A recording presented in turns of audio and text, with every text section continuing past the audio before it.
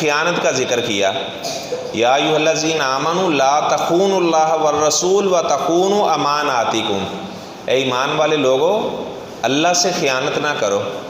ایسا نہ ہو کہ اللہ تعالیٰ کی جو نازل کردہ آیات ہیں کوئی بندہ آیت کیا پڑھے اور اس کا مفہوم اپنی طرف سے بیان کر کے کسی آدمی کو دھوکے میں نہ ڈالے۔ اگر کوئی آدمی ایسا کرے گا تو وہ اللہ سے خیانت کر رہا ہے۔ اور فرمایا کہ تم رسول سے بھی خیانت نہ کرو۔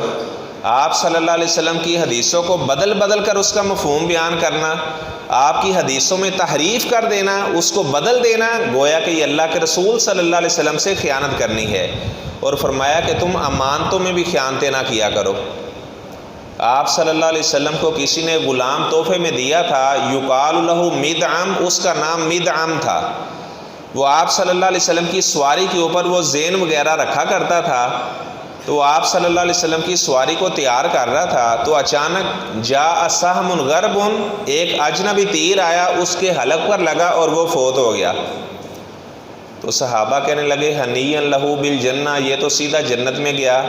آپ صلی اللہ علیہ وسلم کا خادم بھی تھا، پھر آپ صلی اللہ علیہ وسلم کی سواری کو تیار کرتے کرتے اس کی جان نکل گئی۔ آپ نے فرمایا نہیں نہیں میرے صحابہ تم کیسی بات کہہ رہے ہو کہ یہ جنت میں گیا؟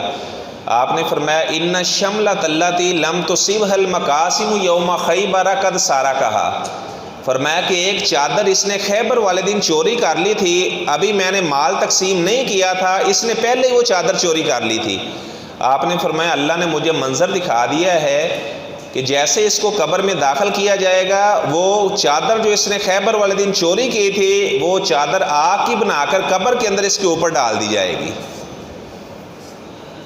تو آپ اندازہ لگائیں خیانت کرنا کتنا بڑا جرم ہے۔ آپ صلی اللہ علیہ وسلم کا خادم ہے اور یہ بخاری شریف کی روایت ہے۔ آپ نے فرمایا کہ وہ چادر آگ کی بنا کر قبر کے اندر اس کے اوپر ڈال دی گئی ہے۔ ہمارے ہاں جو فیکٹریوں والے ہوتے ہیں ان کو کیمرے لگانے پڑتے ہیں، وہ ملازمین وہاں سے چیزیں چرا کر لے جاتے ہیں، تو کیمرے کا ڈر نہیں ہونا چاہیے، اللہ کا ڈر ہونا چاہیے کہ اللہ دیکھ رہا ہے۔ عبداللہ بن عمر رضی اللہ تعالیٰ عنہ فرماتے ہیں میں مدینہ طیبہ سے باہر نکلا تو ہم نے ایک چرواہا دیکھا، تو کہتے ہیں ہم نے کچھ کھانا وغیرہ تیار کیا، تو میں نے اپنے غلام نافع سے کہا کہ اس چرواہے سے کہو کہ وہ بھی ہمارے ساتھ آ کر کھانا کھا لے۔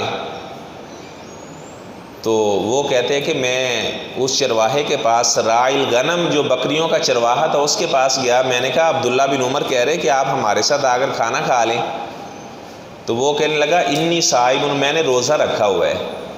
عبداللہ بن عمر رضی اللہ تعالیٰ عنہ فرماتے ہیں میں حیران ہوا کہ اتنا گرمی کا موسم اور اس نے روزہ رکھا ہوا ہے، نفلی روزہ اس نے رکھا ہوا تھا۔